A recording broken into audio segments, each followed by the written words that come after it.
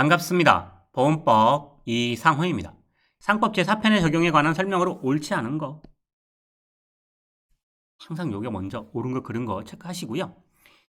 자, 이제 우리 보험계약법의 의의가 뭘까요? 여러 가지 정의들이 있겠지만 저는 이렇게 생각을 해요.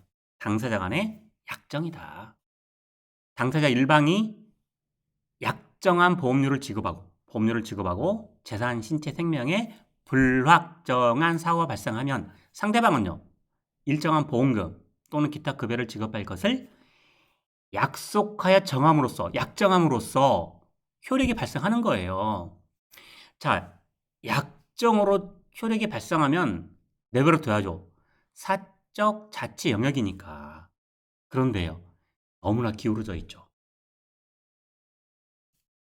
일방이 정하는 대로 따라갈 수밖에 없는 구조예요. 부합계약. 그래서 만든 네가 교부하고 만든 네가 설명해. 약간 교부 설명 의무. 이렇게 쭉 보험계약법이 흘러가요. 그래서 이제 통칙 마지막 부분에 한 번 더 쐐기를 박는 거죠. 야, 당사 간의 약정인데 계약자에게, 피보험자에게, 보험 수익자에게 불이익하게 변경하지 마. 그리고 이 상법 보험편의 적용은 명칭이 뭐라고 하든지 실제로 보험 역할을 한다면 준용해. 이렇게 정리하고 있습니다. 그 내용이에요. 보험계약자 등의 불이익 변경 금지, 당사 간의 특약으로 계약자, 피보험자, 수익자의 불이익으로 변경하지 못한다. 그러나 힘이 대등한 경우에는 내버려 두는 거죠. 재보험, 해상보험, 기타 유아 유사한 보험 등은 그러지 아니하다. 그래서 이제 크게 나누면 가계보험은 불이익하게 변경하면 안 되고 기업보험은 약정으로 변경할 수 있다. 그리고 성질에 반하지 아니하는 범위에서 명칭이 뭐든 실질적으로 보험의 역할을 한다면 준용해라. 중요한 내용입니다. 이제 1번이라 제가 문제를 푸는 요령도 한번 좀 같이 보게요. 가계보험과 기업보험의 구분은 계약자 등의 불이익 변경 금지에 관한 사항을 적용하는데 실익이 있다. 요 중요하고요. 이제 2번, 3번, 4번은 한번 볼까요? 보험계약에 관한 상법의 규정을 준용할 수 있다. 적용이 배제된다. 준용된다. 그러면 준용할 수 있다. 배제한다. 이렇게 나왔잖아요. 자, 공제제도는 준용할 수 있다. 맞는 지문이고요. 무역보험은 민영보험이 아닌 고용보험과 특별법인 무역보험에서 적용하기 때문에 상법의 적용이 배제된다? 하여튼 앞에 함정을 파면 그럴듯한 문제들, 그럴듯한 지문들을 막 넣는다고 말씀드리잖아요. 배제된다. 선주상호보험은 우리 여기서 선주상호보험도 있어? 상호보험의 방점을 칠게요. 정리를 하면 명칭이 중요한 게 아니고 실질적으로 보험의 기능을 한다. 그러면 상법 4편 적용을 받는다. 이렇게 정리하시면 됩니다. 보험계약의 성립에 관하여 설명으로 옳지 않은 것은 항상 급하시겠지만 성립 나왔어요. 당사 간의 의사합치. 길 가다가 오랜만에 만난 반가운 친구를 만났어요. 친구가 반가워, 내가 밥 살게, 좋아 하는 순간 계약은 체결된 거예요. 배운 사람은 어떻게 한다고요? 다음날 전화합니다. 어제 밥 사기로 했지? 언제 살 거야? 채권 채무 발생했어. 이행해. 자, 승낙만 있으면 돼요. 이걸 이제 이렇게 물어보죠. 보험계약은 서면 동의가 없으면 성립하지 않은 것으로 본다. 왜? 우리 청약서 쓰거든요. 청약서라는 요식행위를 거친다고 해서 그 보험계약의 성격, 본질 어디 가겠어요? 바뀌지 않는다. 특히 이제 보험증권, 보험료, 그러니까 요식행위나 요물행위가 들어간다고 해서 보험계약의 성격이 완전히 바뀌는 건 아니다. 이런 거 기억하시고요. 불료식계약 체결할 때 일방적인 서면이나 방식이나 서면 등을 요구하지 않는다. 말로 합의하든 전화로 하든 유효하게 성립한다. 보험계약엔 별도의 서면 작성을 필요로 하기 때문에 낙성계약으로 볼 수 없다. 아니다. 상법상 보험계약의 증명책임에 관한 입증을 누가 할 거냐. 저는 이제 소송 업무에서 가장 어려운 게 이런 거예요. 예를 들면 보험 설계사에 대한 수수료 반환 소송을 할 때 청구원인을 어떻게 끌고 갈 거냐.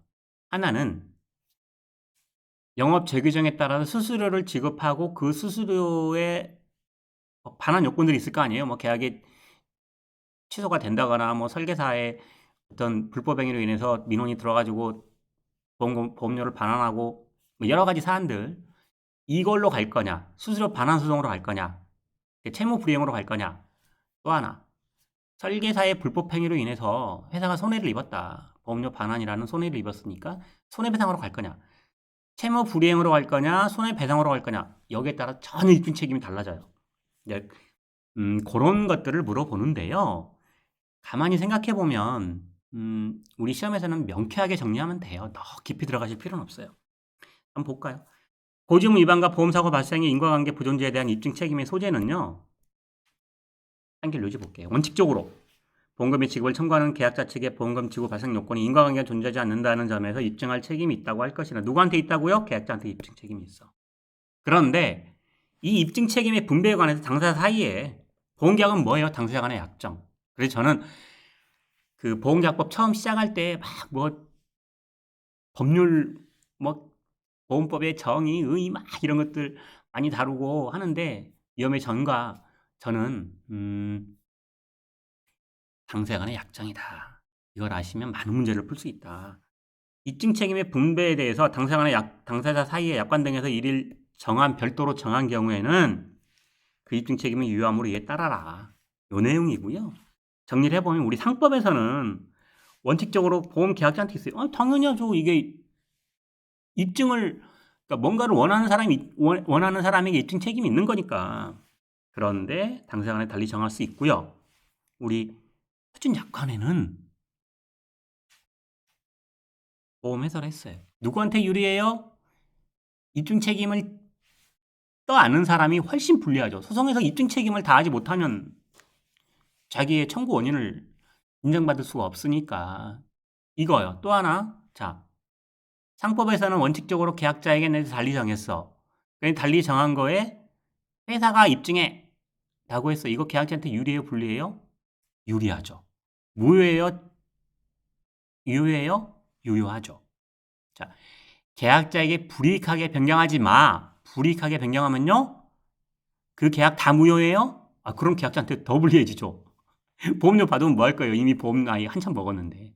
그래서 그 해당 약관 조문만 무효다. 자, 우리 지금 옳지 않은 거 보는 거잖아요. 다른 약정이 없는 한 고지의무 위반과 보험사고 인과관계는 증명 책임은 누가 져요? 원칙적으로 계약자가 진다. 달리 정하면 그에 따른다. 그럴 때 달리 정할 때 보통 이제 보험에서 네가 져. 이런 거죠. 자, 다음 기출 보겠습니다. 상법상 고지의무 대상이 되는 고지의무, 우리 상법에서는 고지의무, 약관에서는 알릴 의무, 중요한 사항에 대한 설명으로 옳지 않은 거. 이 대목에서 이제 한번 볼게요. 다툼 있는 경우 판례에 의함. 우리 지금 계속 나오는데 제가 한 번도 이걸 언급을 안 했어요. 법 조문만 가지고도 얼마든지 풀 수 있어요. 그리고 이제 뒤에 그렇다고 그럼 뭐 판례를 무시해라. 전혀 그러지 않습니다. 그 누구한테도 안 뒤진다. 생명보험협회 법무전문위원회 법무전문위원 위원장 오래 했고요. 위원 활동도 더 오래 했고요. 보험금 소송 업무를 오래 했어요. 그런데 우리 시험은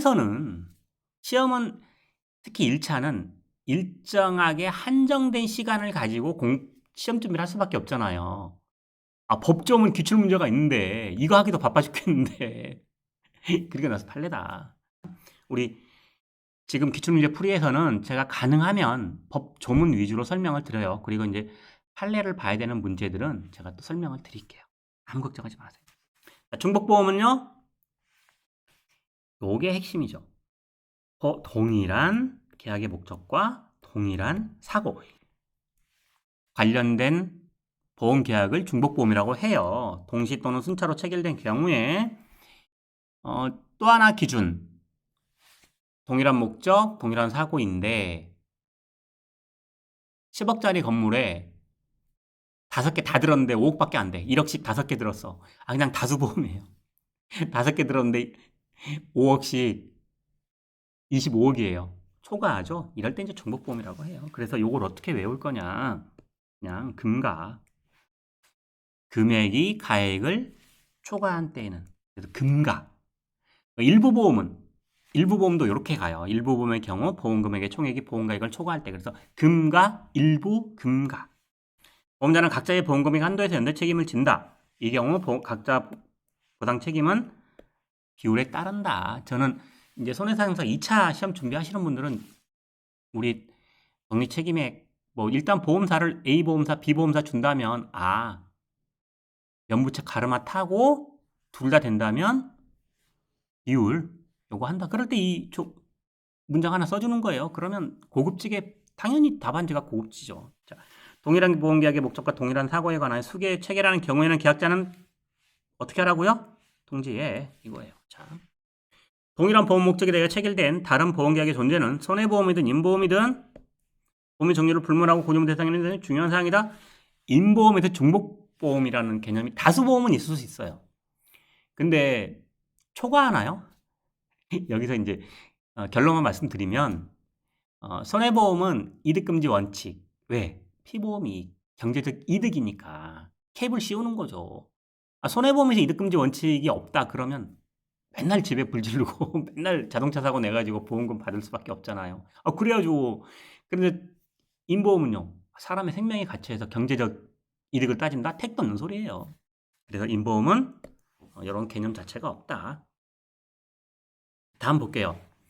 저는 요 문제는 선을 넘었다. 우리 흔히 말하기를 6대 3대 1이 기본 6, 중급 3, 제발 틀려. 1. 그리고 저는 이제 객관식 보험법에서 법 조문 기출문제 위주고 또 하나 80점 이상 공부하고 80점 미만 공부는 완전히 결이 달라요. 80점 이상은 진짜 빡세게 해야 되는 거고 80점 미만은 기본 6, 중급에서 우리 절반만 맞자.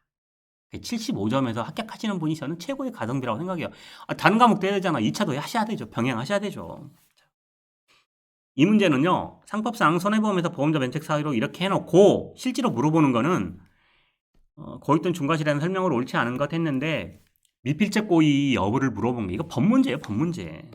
그래서 제가 선을 넘었다라고 말씀드린 건 틀리라고 내는 문제도 있지만 보험편의 범위를 넘어서는 거는 저는 조금 선을 넘는다라고 표현을 해요. 그래서 보고 갈게요. 고의하고 미필적 고의가 뭐가 다르냐? 고의는 이거예요. 예전에 뉴스에 나왔는데 중학생이 그 아파트 옥상에서 그냥 돌멩이를 저 바닥을 보고 그냥 던진 거예요. 근데 행인이 맞았어요. 그럴 때 고의는 뭐예요? 반드시 장애의 행위로 결과를 만들겠다. 내가 이 돌멩이를 던지면 누군가가 맞아서 머리가 깨질 거야. 그리고 미필적 고의는요. 설마 맞겠어? 근데 뭐 내가 뭐 일부러 맞추려고 던진 거 아니잖아. 뭐 그분이 뭐 재수가 없다 생각해야지. 이거예요. 자, 일단 법적 구분은 가를 수 있습니다. 가르마 탑니다. 그런데요. 실무에서는 그럼 그 중학생의 의도를 이렇게 논리적으로 입증할 수가 있을까요? 굉장히 어려워요. 그래서 우리 법은 뭐예요? 고의는 특별한 사정이 없는 한 미필적 고의를 포함하는 것으로 해석을 해요. 이걸 물어본 거예요. 고의는 자신의 행위에 의하여 일정한 결과가 발생하리를 알면서 이를 행하는 심상태를 말하며 특히 특별한 사정이 없는 한 미필적 고의를 포함하지 않는다? 이걸 물어본 거예요. 자, 다음 문제요. 상법상 보험계약자 등의 위험변경 증가 통지 의무에 관한 설명으로 옳지 않은 거. 자, 위험변경 증가 통지 의무 옳지 않은 거 볼게요. 위험변경 증가의 통지와 계약 해지. 보험기간 중에 계약자, 피보험자, 여기서 수익자 안 나왔어요. 수익자 왜 안 나와요? 수익자가 나오면 이렇게 보세요. 손해보험에서는 보험 수익자가 나오는 순간 무조건 틀린 지문이에요. 그냥 볼 게 없어. 선택지 그냥 틀린 거예요. 그런데 계약자, 피보험자, 수익자가 나왔다. 그러면 이건 인보험이에요. 다 가르마 타줘요. 위험 변경 증가는 지금 보험사고 났어요, 안 났어요? 아직 안 났어요. 인보험에서 보험 수익자는요, 보험사고 나야 비로소 역할이 생기는 거예요. 그래서 보험사고 발생 전에는 수익자가 개입할 여지가 없어요. 계약자 또는 피보험자가 사고 발생 위험이 아직 안 났어요. 사고 안 났어요. 현저하게 변경. 굉장히 중요하죠. 현저하게가 아니면 통지 대상이 아니에요. 시체 없이 보험자에게 통지하면 이를 해태한 때에는, 게을리한 때에는, 이런 건 좀 바꾸자고 계속 하는데 안 바꾸세요. 제일 난해한, 우리 보험편에서 제일 난해한 조문. 보험증권을 받은 날로부터 그 정부에 관한 이의를 약정할 수 있는데 그 기간을 1호를 내리지 못한다. 1월 이상 해라. 얼마든지 좋은 말이 있는데 1호를 내리지 못해. 이번 정류장에서 저 내릴 거예요. 이거 CF 광고도 아니고 기억하시라고 말씀드려요. 해태한 때는, 게을리한 때에는 안날로부터, 기산점 안날로부터 1개월 내에 계약을 해지할 수 있다. 자, 그럼 우리 지문 볼게요. 지금 옳지 않은 거잖아요.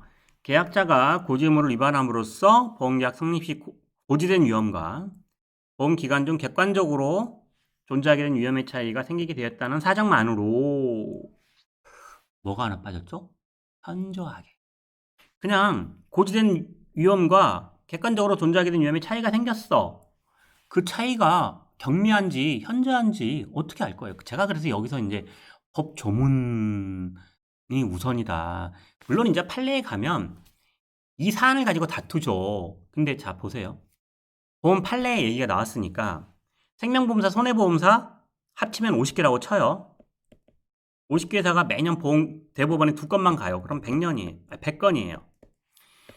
그러면 우리 판례들 보면 뭐 10년 전, 20년 전 문제들이 막 판례들이 출제가 돼요. 그러면 판례만 공부를 하는 게 과연 우리 지금 수강생들이 가장 좋아하시는 가성비가 있을까요? 효과가 있을까요? 점수를 끌어올리는 데 효과가 있을까요? 한번 각자 생각해 보시는데 저는 추천드리지 않습니다. 사정만으로 현저하게가 빠진 상태에서 차이가 있다는 사정만으로 증가된 것으로 볼 수 있다? 안 된다. 그렇게 되면 저 이번 주말에 산에 가요. 위험이 변경 증가되니까. 저 이번 주말에 수영장 갈 거예요. 저 등록했어요. 안 되죠. 상법상 보험계약자의 보험계약 해지 사유는 모두 몇 개인가? 우리 보험업법이 어려워진다고 하는 거. 객관식에서 난이도를 가장 쉽게 끌어올리는 거. 모두 골라봐. 2개, 3개, 4개, 5개. 다 알아야 돼요. 그냥 이 중에서 골라봐. 그런데 5개 중에 A, B, C, B, C, D 이런 거는 그 중에 한두 개 확실히 아는 거 있으면 일단 확률이 반 이상 확 올라가잖아요. 그래서 자, 해지 사유는 보험계약 해지 사유요. 모두 몇 개인가 하나씩 보겠습니다. 첫 번째 선택지는 계속보험료, 미납된 계속보험료 납입 최고 후에 최고에서 상당한 기간 내에 그 납입이 없는 때 보험료 지급과 지체 효과, 계속보험료가 약정한 시기에 지급되지 아니한 때에는 보험자는 상당 기간을 정하여 계약자에게 최고하고 그 기간 내에 지급되지 아니한 때에는 계약을 해지할 수 있다. 자동 실효되는 거 안 된다. 이거 2000년 이전에 대법원 판례, 전원합의체 판례예요. 자, 보험계약자나 피보험자가 고의 또는 중과실로 고지 의무를 위반한 때 어떻게 돼요? 우리 법조문에 벌써 계약 해지 나와요. 자, 기간 중에 보험계약자 또는 개, 피, 수 여기서 수익자가 왜 나왔을까요? 고의니까. 일반적인 위험 변경 증가에서는 계약자 피보험자만 나와. 수익자 끼어들면 안 돼. 근데 만약에 고의로 위험 변경이 등가되는데 수익자를 뺐다? 그럼 어떻게 수익자가 맨날 피보험자 찌르고 다니겠죠. 그래서 고의 또는 중과실에는 수익자가 등장을 하는 거예요. 고의 또는 중과실로 사고 발생 위험이 현저하게 변경 또는 증가된 때에는 보험자는 그 사실 안날로부터 1월 내에 2가지예요. 하나는 증액을 청구하거나, 그러니까 위험이 변경된 만큼 어차피 위험도에 따라서 보험료를 책정하는 거잖아요. 그러니까 증액을 청구하거나 계약을 해지할 수 있다. 그래서 우리 지금 해지 관련된 거 물어보고 있잖아요. 그래서 이렇게 정리하시면 되고요. 자, 다음엔 초과보험 및 보험계약자의 사기로 인해서 체결될 때에는요. 사기. 제1항의 경우에 계약이 초과보험이 보험계약자의 사기로 인해 체결될 때에는 무효로 하는 거예요. 취소가 아니죠. 해지가 아니죠. 자, 그러나 보험자는 그때부터 안날로부터 보험료의 청구를 할 수 있다. 요것도 굉장히 자주 물어보는 거예요. 자, 계약자의 사기로 보험계약이 체결될 때 무효로 한다. 그러나 그때까지 납부한 보험료는 반환해야 한다. 택도 없죠. 그러면 다 사기치지 누가. 사기치다 걸리면 보험료 다 돌려받아. 이렇게 생각하시게요. 계약자 또는 피보험자가 위험변경 증가 통지 의무를 해태한 때 누구예요? 계약자 또는 피보험자가 위험변경 증가 통지와 계약 해지. 보험 기간 중에 우리 아까 나왔던 지문이죠. 계피가 현저하게 했을 때는 통지하고 해태한 때에는 1월 내에 계약을 해지할 수 있다. 해태할 때, 통지 안 했을 때. 그리고 만약에 통지를 받으면 이제 선택지가 하나 더 늘어나죠. 그래야지 통지 안 하나 똑같이 해지해버리면 누가 통지하겠어요. 그냥 버티지. 그래서 다 이런 것들 생각하고 있어요. 1월 내에 증액을 청구하거나 계약을 해지할 수 있다. 자, 그리고 선박 미확정의 적하 예정 보험. 그러니까 이제 전반적으로 지금 물어보는 굉장히 어려운 문제예요. 근데 저는 이제 요 대목에서 한 말씀 드리면 또 하나, 배점이 같다. 그러니까 딱 봤을 때 이렇게 너무 어렵거나 시간이 많이 필요할 것 같아. 그러면 어떻게 해요? 표시하고 내가 풀 수 있어도 체크하고 다음 문제로 가시는 거 추천드립니다. 선박 미확정의 적하 예정 보험에서 계약자가 선박이 맹칭 등에 관하여 통지 의무를 해태한 때는 어떻게 할 거냐. 자, 그럼 먼저 이제 여기 볼게요. 선박 미확정의 적하 예정 보험은 계약 체결 당시 아직 화물, 짐을 적재할 선박을 지정하지 않은 경우, 예전에 제가 해상보험에서 이렇게 자꾸 말씀드리잖아요. 지금 현재 말고 휴대폰으로 지구 건너편에 있는 전쟁 상황 다 볼 수 있는 거 말고 17세기, 18세기로 돌아가 보자. 이때는 뭐예요? 통신시설이 없잖아요. 핸드폰이 어디 있어요?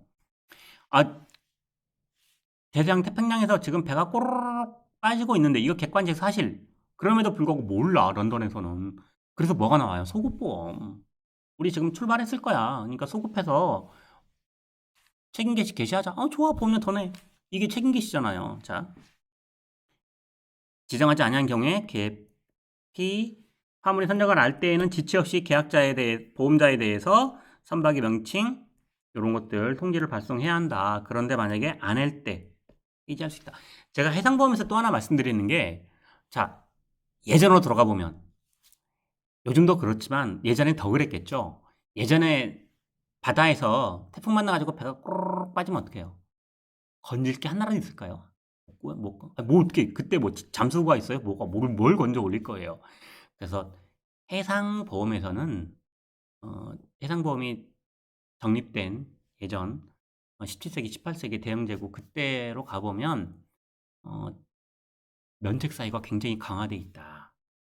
그리고 또 그때로 돌아가서 생각해 보면 타당성이 있다. 그래서 1월 내에 계약을 해줄 수 있다. 다음 문제 보겠습니다. 다음 사례에서 상법상 중복보험에 관한 설명으로 옳은 것은, 우리 지금 중복보험, 초과보험 자주 나오잖아요. 중요하니까요. 다른 약정이 없으며 다툼 있는 경우 판례에 의한다. 중복보험 뭐라고 그랬죠? 동일한 목적과 동일한 사고에 관한 수개보험이 동시 또는 순차로 체결된 경우인데 다 이걸 중복보험이라고 볼 거냐? 아니다. 10억짜리 건물에 5건 아는 설계사 영업하시는 분이니까 다 하나씩 들어달라고 그래. 1억씩 들어주니까 5억밖에 안 돼. 10억 건물에 5건 5억밖에 안 돼. 그냥 다수보험 여러 개 든 거죠. 그런데 5억씩 5건 25억. 10억짜리 건물에 25억 들었어. 금액이 가액을 초과한 때. 이럴 때는요, 연대 책임을 지면서 각자의 보험계획 비율에 따른다. 자, 한번 볼게요. 갑은 자신이 소유하는 20억의 가옥에 대해서 A는 16억, B는 14억, C는 10억 순차적으로 체결했어요. 그러면 40억이죠. 그러면 이제 중복보험이죠. 화재를 전수하자 갑은이 보험사들의 보험금을 청구해요. 그런데 B회사가 파산했어. 무자력자가 됐어. 20억에 대해서 A회사와 C회사는 각각 16억과 10억의 한도내 연대 책임을 진다. 자, 다음 기출 보겠습니다.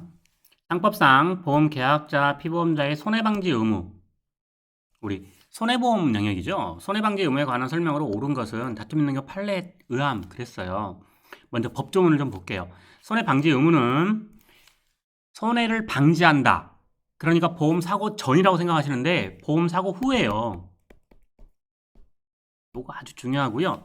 계약직 피보험자는 손해 방지와 경감을 위해 노력해야 한다. 그러나 이를 위하여 유익했던 비용과 보상액이 보험 금액을 초과한 경우라도 보험 금액은 뭐예요? 보험회사가 보험 계약자에게 지급할 보험 금액의 한도, 캡, 여기잖아요. 초과한 경우라도 이를 부담한다. 필요 또는 유익하였던 비용, 이 부분이고요.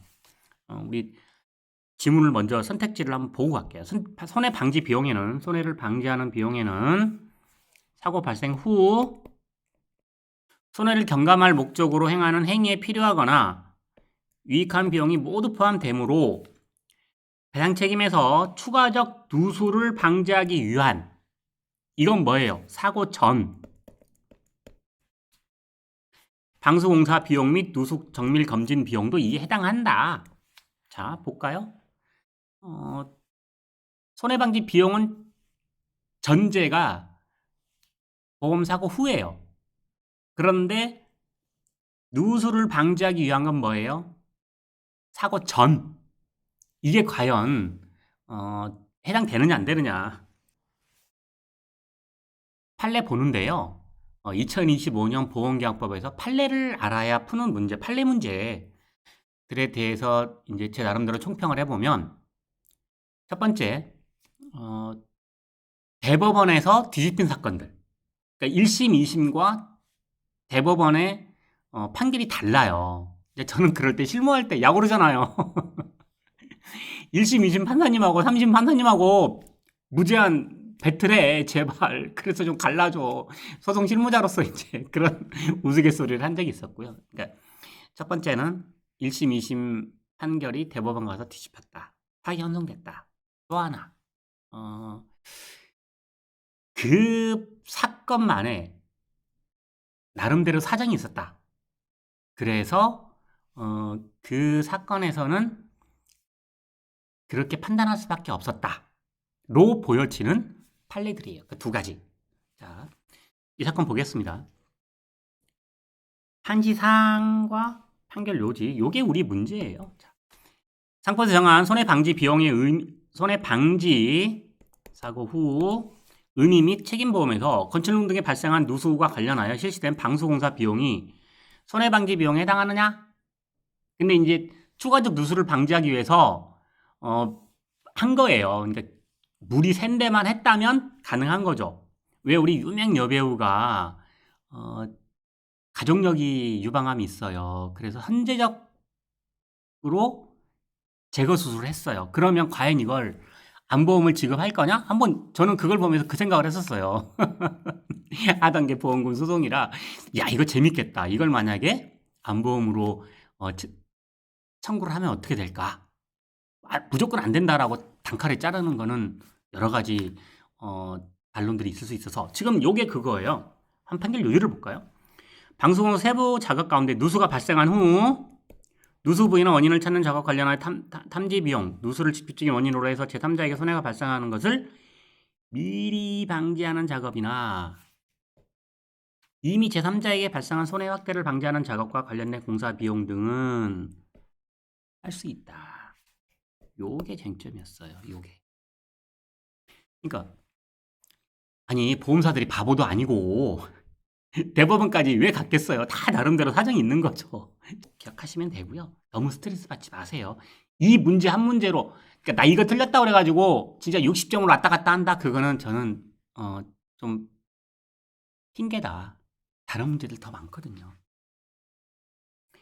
손해가 제3자의 중과실로 인하여, 제3자의 중과실이에요. 발생한 경우에 보험금을 지급한 보험자는 그 지급한 금액의 한도에서, 벌써 한 문제 나왔죠. 제3자에 대한 보험계약자 또는 피보험자의 권리를 취득하는데, 다음 중 보기 중 이런 제3자에 해당하는 자는 모두 몇 명인가? 저는 이 문제 정말 어려웠다고 생각을 해요. 그리고 저 개인적으로는 그런가? 하는 생각도 있었어요. 자, 볼게요.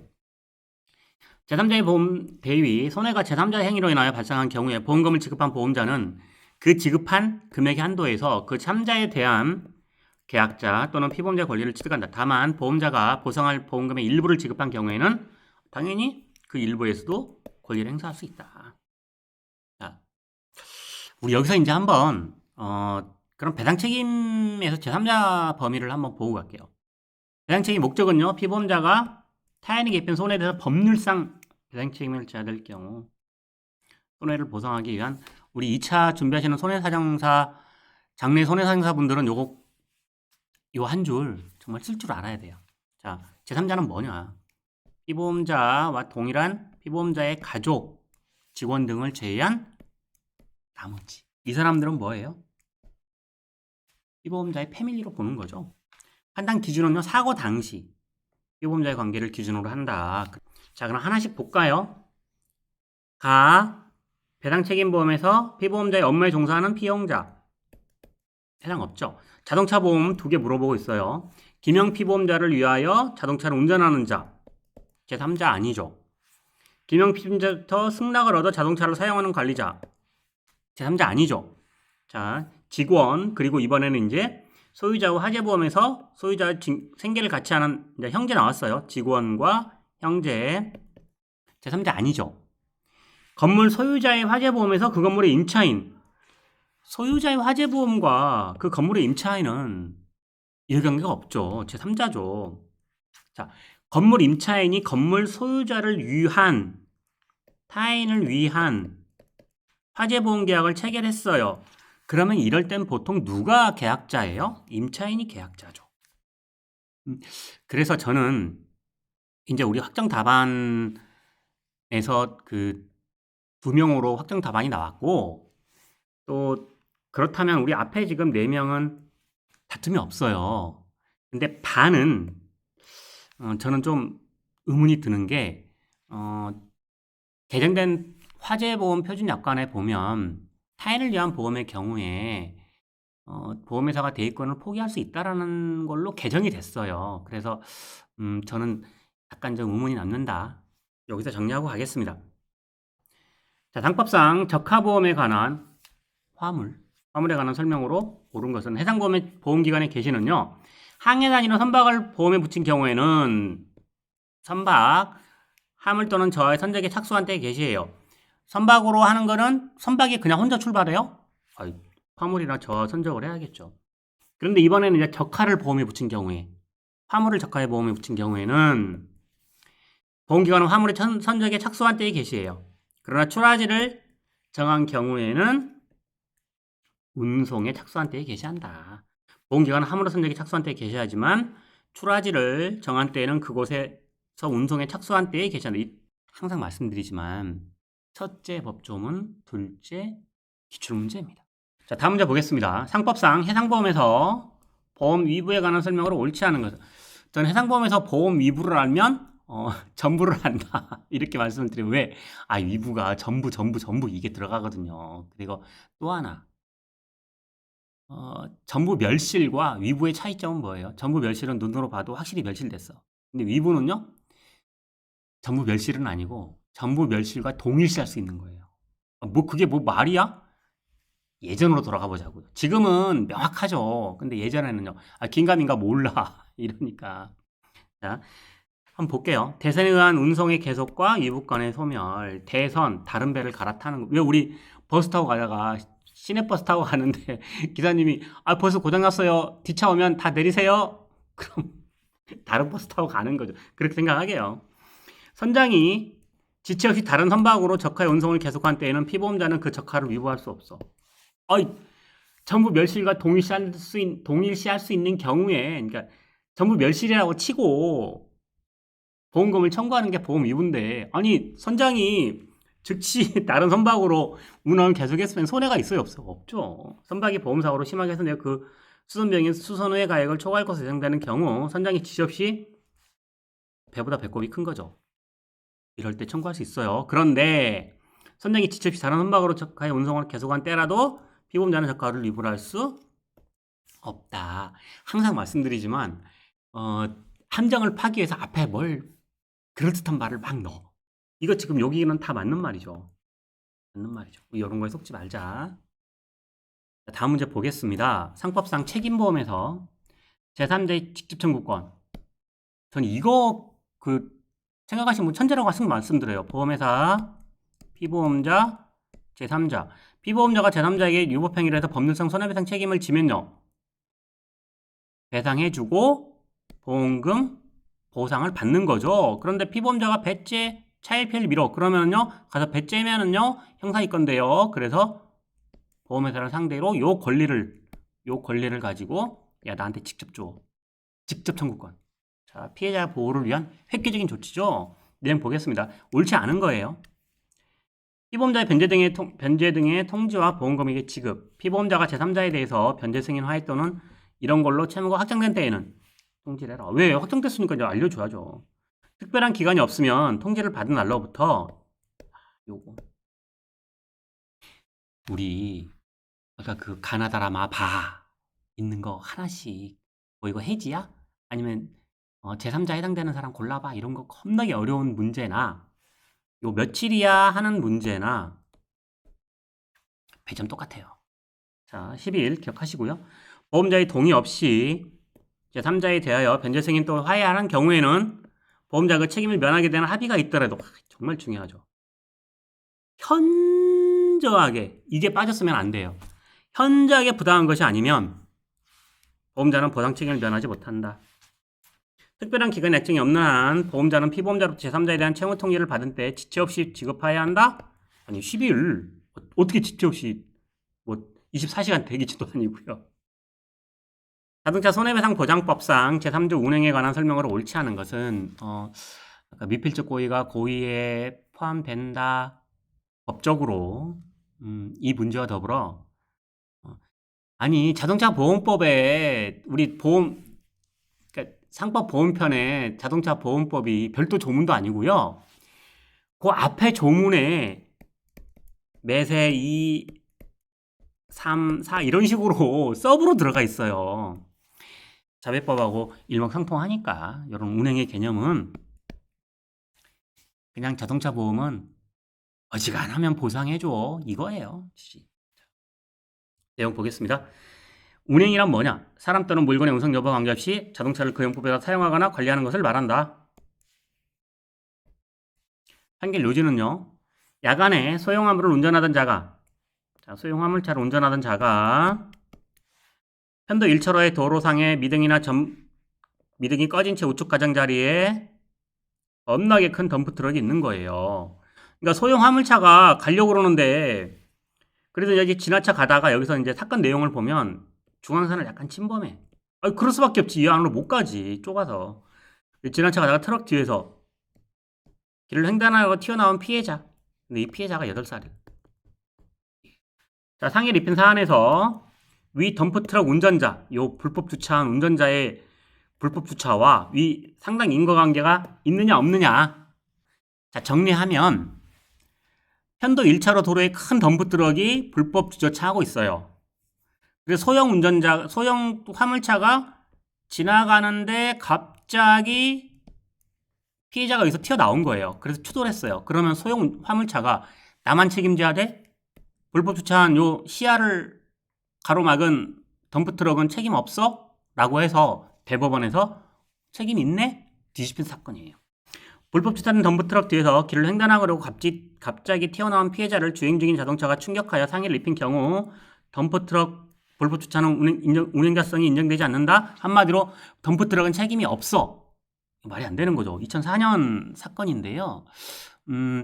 저는 이제 요 사안을 가지고 여러 판례들을 가지고 하는 답안들을 있어요. 한번 저는 비교해 보셔라 말씀드립니다. 다음 문제 볼게요. 상법상 타인의 생명보험에서 피보험자의 동의에 관한 설명으로 옳지 않은 거. 자, 타인의 생명보험은 뭐예요? 계약자와 피보험자가 같아. 그러면 뭐예요? 자기 생명. 계약자와 피보험자가 달라. 그러면 타인의 생명이에요. 계약자와 수익자가 같아. 자기를 위한 보험이에요. 계약자와 수익자가 달라. 타인을 위한 보험이에요. 타인의 생명, 자기의 생명, 타인을 위한 보험, 타인의 자기를 위한 보험, 자, 타인의 생명은요. 타인의 사망을 보험사고라는 계약에는 계약 체결 시 이미 그 타인의 서면으로 여기 이제 바뀌어서 전자서명이 있는 경우 정하에 따르고요. 서면에는 동의를 얻어야 한다라고 되어 있어요. 자, 한번 볼게요. 보험자의 직원으로 근무하며 영업 실적 올리려고 자신의 배우자의 동의 없이 글을 계약자와 피보험자로 하고 동료 직원으로 하여금 네가 서명해. C가 서명했어요. 자, 생명보험계약은 타인의 생명보험계약이 아니다. 우리 지금 여기 타인의 생명보험에 해당될까요? 안 될까요? 저는 이 문제에서 이렇게 좀 말씀을 드려볼게요. 이 문제가 뭐 출제원께서 선을 넘었냐 안 넘었냐 어려운 문제는 아니다. 이걸 떠나서 이 문제를 보면 판례 공부가 어디까지 효과가 있느냐, 저는 이 말씀을 좀 드려보고 싶어요. 자, 우리 한번 그 선택지를 그대로 한번 적용을 해볼게요. 보험회사 직원이 마감 때 영업 실적 올리려고 자기 가족을 대상으로, 부인을 대상으로 계약자 피보험자로 계약을 넣었어요. 그러면서 자기가 서명하긴 그러니까 옆에 C한테 놀면 뭐해? 네가 와서 좀 서명해 라고 했어요. 그러면 지금 B가 계약자 피보험자니까 타인의 생명이에요? 아니에요? 원칙적으로는 아니에요. 그럼 이것만 놓고 보면 그냥 영업사원이 마감에 쫓겨서 실적을 올리려고 자기 배우자 앞으로 계약을 넣은 거예요. 자, 반전이 있습니다. 제3자가 타인의 동의 없이 타인을 계약자 피보험자로 하여금 타인의 생명보험계약에 해당하느냐 이걸 갖고 다툰 거죠. 이제 왜 보험회사는 아니라고 다퉜겠죠. 제가 실무자라도 당연히 이걸 갖고 먼저 다툴 수밖에 없죠. 이게 왜 타인의 생명이냐, 자기의 생명이지. A하고 B하고 다르다면 모르겠는데, 자, 그런데 법원이 받아들였어요. 또 하나 볼까요? 피보험자가 자신의 서면 동의 없이 체결돼 확정적으로 무효가 된 계약을 추인했어요. 하여 그 보험계약이 유효로 되는지, 여기서는 어떻게 했냐면 부인이 자기 건강진단서를 보험회사에 나중에 제출을 했어. 그러니까 보험회사로서는 정말 다툴 거 다 다퉜어. 이게 계약자 피보험자가 같은데 이게 왜 타인의 생명이냐? 첫 번째. 추인이 인정되지 않는다는 건 너무나 잘 알죠. 하지만 예비적으로 제가 소송 담당자에서 이건 주장했을 거예요. 야, 그 부인이 자기 건강진단서 나중에 제출했어. 보험회사에 스스로 자기에 의해서. 이거 추인 아니야? 최소한 이거 봤다라고 해야 되는 거 아니야? 제가 반전이 있다고 말씀드린 건요. 자, 볼게요. 직원 A가 B를 살해했다는 재판이 진행됐습니다. 이러한 상황에서 이거를 타인의 생명이 아니야 라고 해버리면 이 보험금은 지급돼야 되는 거죠. 상법 제731조 1항은 타인의 사망을 보험사고라는 보험계약에 있어서 도박보험의 위험성과 피보험자의 살해, 위험성 및 선량한 풍속 침해 위험성을 배제하기 위해 마련된 강행 규정이다. 3자가 타인의 동의를 받지 않고 타인을 계약자 및 피보험자로 하여 체결한 생명보험계약은 계약자 명의에도 불구하고 실질적으로 타인의 보험계약에 해당한다. 저는 그래서 이제 저도 이 말씀을 좀 드리면 제가 보험금 소송을 한 지 10년 정도 되니까 정말 건방이 떨어지더라고요. 그래서 야, 이제 더 이상 배울 게 없다. 하산해야 되겠다 하는데 시간이 지날수록 그렇게 보험금 소송이 어렵더라고요. 요 문제로 너무 스트레스 받지 마십시오. 보험계약에서 보험자 대위권 및 구상권에 관한 설명으로 옳지 않은 거. 자, 제3자에 대한 보험 대위의 금지. 보험자는 보험사고로 인해 생긴 계약자, 수익자의 제3자에 대한 권리를 대위하여 행사하지 못한다. 그러나 상해보험계약에서 임보험이죠.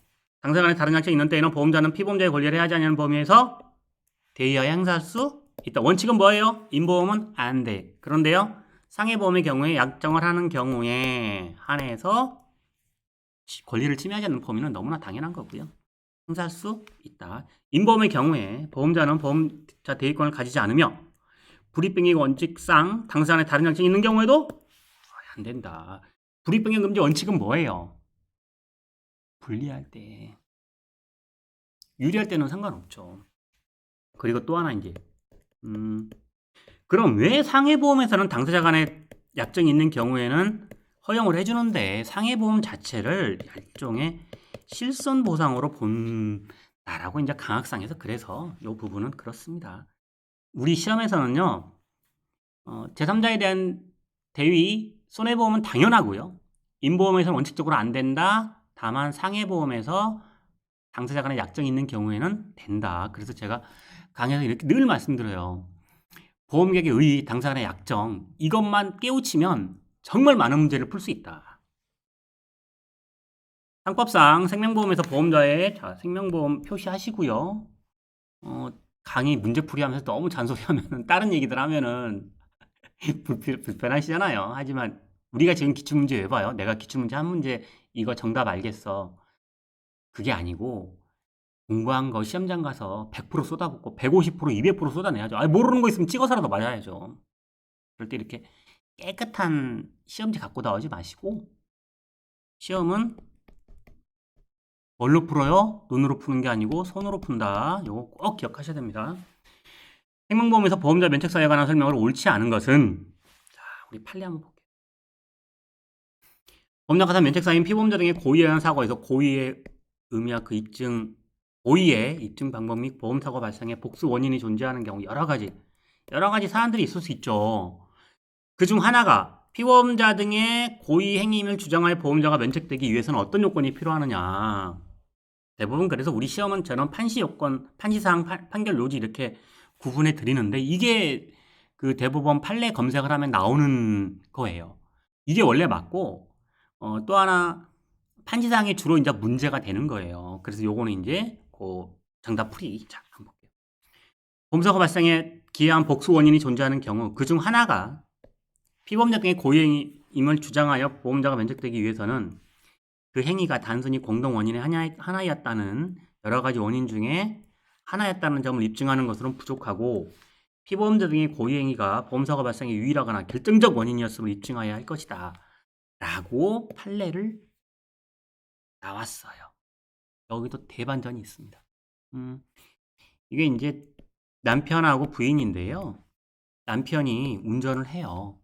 그러다가 사고가 나서 남편은 별로 안 다치고 부인은 진짜 생사를 넘나드는 사고가 난 거예요. 그래가지고 병원에 실려갔는데 남편이 종교적인 이유로 부인에 대한 수혈을 거부하는 거예요. 수혈 안 돼. 타인의 피를 받을 수가 없어.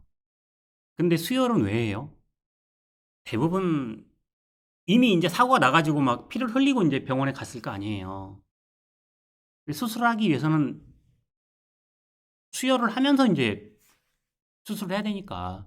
그러니까 수혈을 거부해 버리니까 다음 단계로 넘어가지 못하는 거죠. 그래서 이제 이걸 보험사가 야 이거는 사고 낸 자가 수혈을 거부해? 이거는 사실상 이 B의 사망에 A의 의지가 강력하게 반영된 거 아니냐라는 걸로 다퉜는데 이제 요 수혈 하나를 요거 하나만 가지고 그러면 반드시 볼 수 있는 거야라는 거예요. 자, 상법상 타인을 위한 생명보험 계약자와 수익자가 같으면 자기를 위한 보험, 나를 위한 보험. 계약자와 수익자가 다르면 타인을 위한 보험. 자, 우리 손해보험에서는요. 계약자와 피보험자가 다르죠. 영업배상 책임의 가장 전형적인 형식이잖아요. 생명에서 수익자의 지정명에 관한 설명을 옳지 않은 거. 계약자의 권리, 계약 체계라고 유지하고 해지하는 거. 보험료 납입 의무를 가져. 그 수익자는요. 처음 없어도 돼. 자, 수익자 지정 명령의 통지. 계약자가 계약 체결의 수익자를 지정하거나 계약 체결 후에요. 그전에는 없어도 된다고 말씀드렸잖아요. 변경할 때는 계약자에 대하여 그 통지를 하지 아니하면 대항하지 못해. 자, 수익자 변경의 의사표시가 객관적으로 확인되더라도 그러한 의사표시가 보험자나 보험 수익자에게 도달되지 않았다면 효과가 발생하지 않을까요? 자, 이걸 먼저 형성권이냐 아니냐 이런 것들로 하는데 이렇게 생각하시게요. 집에서 가족회의에서 이제 가장이 야 수익자 A였는데 B가 훨씬 더 나를 보살피고 하니까 B로 변경해 꽝꽝꽝 효력이 있어요 없어요? 있어요. 그런데요 보험회사는요 이거 알아요 몰라요? 아 몰라요. 어떻게 해야 돼요? 통지해줘야 돼요. 그래서 정리하면 수익자 지정 변경은 통지하지 않아도 효력이 있다. 다만 대항하지 못한다. 이렇게 정리하시면 깔끔합니다. 자, 우리 상법, 보험편, 보험계약법 20문항 마지막 문제 보겠습니다. 상법상 상해보험에 관한 설명을 옳지 않은 것 다툼 있는 경우 판례 의함. 저는 이제 여기서 이렇게 말씀드려요. 뭐 일각에서는 다툼 있는 경우 판례 의함 그러면 왜 객관식 시험 문제는 지문에 어다르고 아다르가에 따라서 막 이해 신청 들어오잖아요. 그러면 나는 판례에 따랐어. 다툼 있는 게 판례에 따를 거야. 그렇게도 출제를 한다고 해요. 자, 수혜지 지정 또는 변경은요. 계약자는 지정 변경 권리가 있고요. 정권을 행사하지 아니하고 사망한 때에는 피보험자를 기왕에 지정되어 있는 피보험자를 수익자라고 행사하지 않고 사망한 때는 수익자가 권리가 이제 변경권을 행사하지 않으면 기왕에 있던 수익자 권리가 확정돼요. 그러나 계약자가 사망한 경우에는 따로 약정이 있으면 그러지 아니하다. 수익자가 보험 등록 중에 사망한 때에는 이번엔 수익자가 사망했어요. 다시 지정할 수 있어. 그런데 계약자가 지정을 하지 않고 사망하면 기왕에 있던 수익자의 상속인을 수익자로 해요. 또 하나 계약자가 지정권을 행사하기 전에 사고가 생긴 때에는 피보험자 또는 수익자의 상속인을 보험수익자로 해요. 결론은요. 지정 변경할 수 있는데 기왕에 있어 수익자가 없어. 그러면 누가 피봐요? 피보험자. 그리고 있었어. 그러면 그 사람의 상속인. 이렇게 생각하시면 돼요. 정액보험령 상해보험의 보험계약자가 수익자를 지정한 결과 피보험자와 수익자가 일치하지 않게 됐다면 무효가 된다요? 아니요. 아까 우리 계약자, 피보험자, 수익자에서 같으면 자기의 생명, 다르면 타인의 생명, 계약자, 수익자가 같으면 자기를 위한 보험, 다르면 타인을 위한 보험. 이렇게 정리하면 됩니다. 마음을 담아 합격을 응원합니다. 고맙습니다.